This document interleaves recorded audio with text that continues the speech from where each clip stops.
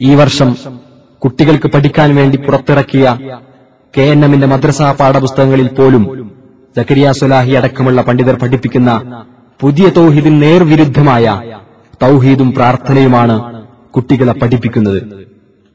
4ാം ക്ലാസ്സിലെ ഇസ്ലാമിക വിശ്വാസങ്ങൾ എന്ന പാഠപുസ്തകത്തിലെ പ്രാർത്ഥന എന്ന പാഠത്തിൽ പ്രാർത്ഥനയുടെ നിർവചനം കൊടുത്തത് ഇങ്ങനെയാണ്: മനുഷ്യ കഴിവിനപ്പുറമുള്ള കാര്യങ്ങളിൽ കൂടി രക്ഷയും ശിക്ഷയും ഗുണവും ദോഷവും ചെയ്യാൻ കഴിയുമെന്ന വിശ്വാസത്തോടു കൂടിയുള്ള അപേക്ഷക്കാണ് പ്രാർത്ഥന എന്ന് പറയുന്നത്. 3ാം ക്ലാസ്സിലേക്ക് തയ്യാറാക്കിയ സ്വഭാവ പാഠങ്ങൾ എന്ന പുസ്തകത്തിലെ പ്രാർത്ഥന എന്ന പാഠത്തിലും ഈ തൗഹീദ് തന്നെ പഠിപ്പിക്കുന്നത് കാണുക. അഷ്റഫ്: ഉപ്പ, അള്ളാഹുവിനോട് മാത്രമേ പ്രാർത്ഥിക്കാൻ പാടുള്ളൂ എന്ന് മൗലവി ഇന്നലെ പറഞ്ഞുവല്ലോ, അപ്പോൾ പ്രാർത്ഥന എന്നാൽ എന്താണ്? പിതാവ്: മനുഷ്യരുടെ കഴിവിൽപ്പെടാത്ത കാര്യങ്ങൾ സഫലീകരിച്ചു തരാനായി മറ്റൊരു ശക്തിയോട് വിനയത്തോടും അതീവ താഴ്മയോടും കൂടി ചോദിക്കുന്നതിനാണ് പ്രാർത്ഥന, ദുആ എന്ന് പറയുന്നത്. കുട്ടികൾ പഠിക്കുന്ന തൗഹീദ് അനുസരിച്ച് സക്കരിയ സ്വലാഹിയും ശംസുദ്ദീൻ പാലത്തും അബ്ദുറഹ്മാൻ സലഫിയും ഹാരിസ് ബിൻ സലീമും മുജാഹിദ് ബാലുശ്ശേരിയും മുനീർ മദനിയുമടക്കമുള്ള പുതിയ തൗഹീദ്വാദികളെല്ലാം ഇസ്ലാമിൽ നിന്ന് പുറത്തുപോകുന്നു.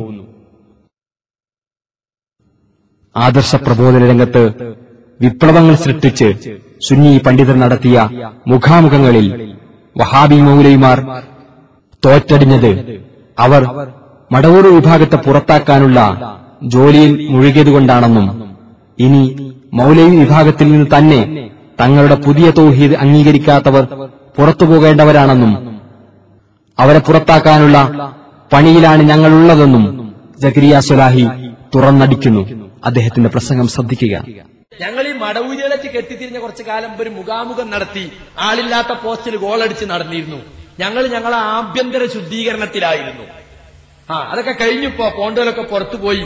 ഇനിയും കുറച്ചിരുന്ന് പോകാണ്ടിരുന്നാ തോന്നുന്നു. ഓലും കൂടി പോയാ ഇത് ക്ലീൻ ആവും. മനസ്സിലായില്ലേ? ഞങ്ങൾ ആ പണിയിലാ.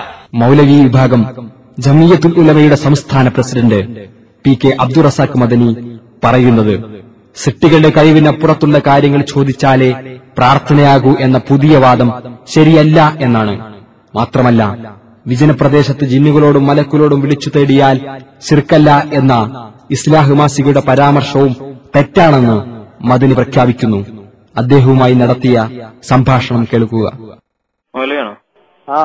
പ്രാർത്ഥന നമ്മളെ പാഠപുസ്തകങ്ങളിലൊക്കെ നമ്മളെ മനുഷ്യ കഴിവിന് അതീതമായ കാര്യങ്ങളിൽ സഹായം ചോദിക്കുന്നതിനാണ് പ്രാർത്ഥന എന്നല്ല പറഞ്ഞത്. പക്ഷെ ഇപ്പൊ ഈ സക്കരിയ മൗലവിയൊക്കെ പറയണത് വെച്ചാൽ സൃഷ്ടികളുടെ കഴിവിനപ്പുറത്തുള്ളത് ചോദിച്ചാലേ അതിനെ പറ്റി സൃഷ്ടികളുടെ കഴിവിനപ്പുറത്തുള്ള കാര്യങ്ങൾ ചോദിച്ചാലേ പ്രാർത്ഥന ആവുള്ളൂ എന്നല്ലേ? സൃഷ്ടികളുടെ കഴിവിനപ്പുറത്തുള്ളത് ചോദിച്ചെങ്കിലേ ആവുള്ളൂന്നോ? അങ്ങനാരാ പറഞ്ഞു? ഇസ്ലാം മാസികയിലൊക്കെ അല്ലേ അങ്ങനെ ഉണ്ട് ചോദിച്ചാ അത്ര ശരിയല്ല. അതല്ല, നമ്മളെ ഇസ്ലാം മാസികളിൽ അങ്ങനെ വെച്ചാല് നമ്മളിപ്പോ വഴി അറിയാതെ അങ്ങനെ നടന്നു നീങ്ങിക്കൊണ്ടിരിക്കുമ്പോ നമ്മളടുത്ത് ജിന്നുക്കളുടെ മലക്കുകൾ ഉണ്ടായിരിക്കാമെന്ന് പ്രതീക്ഷിച്ചുകൊണ്ട് അങ്ങനൊന്നും വേണ്ട. വിളിച്ചാൽ അതിനെ പറ്റി പ്രാർത്ഥന പറയാൻ പറ്റും. വേണ്ടാത്ത ചോദ്യ സംശയ അങ്ങനെ വിളിച്ച ഈ സംശയത്തെ പറ്റില്ല പറഞ്ഞ വേണ്ടാത്ത പരാമർശ. ശരി. പ്രാർത്ഥന എന്താ നിങ്ങൾക്ക് തിരിഞ്ഞണോ? തിരിഞ്ഞിട്ടില്ലെങ്കിൽ അറിവിനോട് ചോദിച്ചു പഠിക്കുകയും. സൃഷ്ടികളെ കഴിവിനപ്പുറത്തുള്ള കാര്യത്തിൽ സഹായം തേടല പ്രാർത്ഥന എന്ന് ഇപ്പൊ ചെറിയ മുണ്ടൻ പറഞ്ഞില്ലേ, അതെങ്കിലും ഒന്ന് പഠിച്ചേക്ക്. സൃഷ്ടികളെ കഴിവിൽപ്പെട്ട കാര്യങ്ങൾ ചോദിക്കുന്ന പ്രാർത്ഥനയല്ല. ജിന്നുകളെ ആരാധിക്കുകയും പൂജിക്കുകയും ചെയ്യുന്നവർക്ക് ജിന്ന് സഹായം ചെയ്തു കൊടുക്കും. ശരി തന്നെയാണ്. എന്താ സഹായം? ഓന്റെ കഴിവിൽപ്പെട്ട സഹായം. ജിന്നുകൾക്ക് പല കഴിവുണ്ട്. അതാണ് സൂറത്ത് ശൂറാ 221, 222 പറഞ്ഞത്. അതൊന്നെടുത്ത് വായിച്ചോ കമാനിയോടിന്റെ പരിഭാഷ.